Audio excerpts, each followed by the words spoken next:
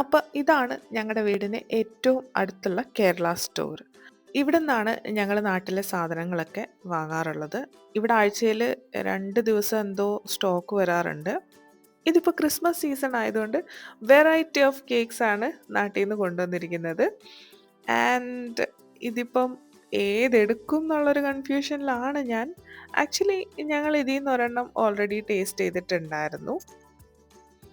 ഇതാണ് ഞങ്ങൾ ടേസ്റ്റ് ചെയ്ത കേക്ക്. ഇത് അടിപൊളിയായിരുന്നു. ഒരു രക്ഷയില്ലായിരുന്നു. അപ്പോൾ ഇപ്രാവശ്യം ഞങ്ങൾ ആദ്യം ഇത് വാങ്ങാം എന്ന് വിചാരിച്ചു. അങ്ങനെ ഞങ്ങൾ ഇത് മേടിക്കാം എന്നും പറഞ്ഞ് അതിൻ്റെ കാര്യങ്ങളൊക്കെ നോക്കിക്കൊണ്ടിരിക്കുകയായിരുന്നു. പിന്നെയും കൺഫ്യൂസ്ഡ് ആയിപ്പോയി. കാരണം ഇത്രയധികം ഫ്ലേവേഴ്സ് ഉള്ളപ്പം ഏതാണ് വാങ്ങേണ്ടത് എന്നറിയില്ലായിരുന്നു. പിന്നെ അവിടുത്തെ ചേട്ടൻ തന്നെ പറഞ്ഞു അവിടുത്തെ ഏറ്റവും ചിലവുള്ള കേക്ക് ഇതായിരുന്നു എന്ന്. അങ്ങനെ ഞങ്ങൾ ഫൈനലി ഇത് വാങ്ങി. ഇത് വീട്ടിൽ കൊണ്ടുവന്ന ഉടനെ തന്നെ ഞങ്ങൾ ടേസ്റ്റും ചെയ്ത് നോക്കിയിട്ടുണ്ടായിരുന്നു. ഇതും ഒരു രക്ഷയില്ല. അടിപൊളി കേക്കായിരുന്നു. ഡയറ്റിംഗ് ആയിപ്പോയി. ഇല്ലെങ്കിൽ ഞാൻ അവിടെ ഉണ്ടായിരുന്ന എല്ലാ കേക്കും വാങ്ങിയേനെ. പിന്നെ നമ്മുടെ നാട്ടിൽ കിട്ടുന്ന എല്ലാ സാധനങ്ങളും ഇവിടെ അവൈലബിൾ ആണ് കേട്ടോ.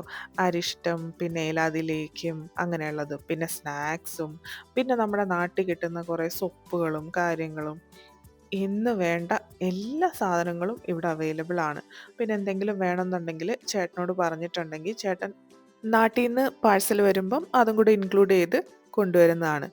പിന്നെ സൺഡേയ്സിലൊക്കെ മിക്കവാറും ബിരിയാണി ഉണ്ടാക്കി കൊടുക്കാറുണ്ട് ഇവിടുന്ന്. പിന്നെ പൊറോട്ട അങ്ങനെയുള്ള കാര്യങ്ങളൊക്കെ ഇവിടുന്ന് തന്നെ കുക്ക് ചെയ്ത് കൊടുക്കാറുണ്ട്.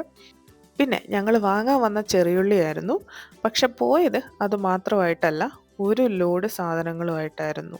അതെപ്പോഴും അങ്ങനെയാണ്. കേരള സ്റ്റോറിൽ വന്നു കഴിയുമ്പോഴല്ലേ നമ്മുടെ നാട്ടിലെ എന്തെങ്കിലുമൊക്കെ അവൈലബിൾ ആയിട്ടുള്ളത് കിട്ടുകയുള്ളൂ. പിന്നെ ഇന്ന് സ്റ്റോക്ക് വരുന്ന ദിവസമായിരുന്നു. ഇത് വെള്ളിയാഴ്ചയാണേ. അപ്പം വെള്ളിയാഴ്ച സ്റ്റോക്ക് വരുന്ന ദിവസം ആയതുകൊണ്ട് ഇവിടെ കുറേ റാക്കൊക്കെ കാലിയായിട്ടിരിക്കുന്നത്. സ്റ്റോക്ക് വന്നിട്ടായിരുന്നെങ്കിൽ കപ്പ, ഏത്തപ്പഴം അങ്ങനെ ഒരുപാട് ഐറ്റംസും കൂടെ ഉണ്ടാകുമായിരുന്നു. പിന്നെ ഞങ്ങൾ എല്ലാ റാക്കിലും ഒന്നുകൂടെ കണ്ണോടിച്ചു. ഒന്നും മിസ്സായി പോകാൻ പാടില്ലല്ലോ. അങ്ങനെ ഇത്രയും സാധനങ്ങളും അവിടെ നിന്ന് മേടിച്ചിട്ടാണ് ഞങ്ങൾ പോന്നത്. അപ്പോൾ അത്രയേ ഉള്ളൂ. ബൈ.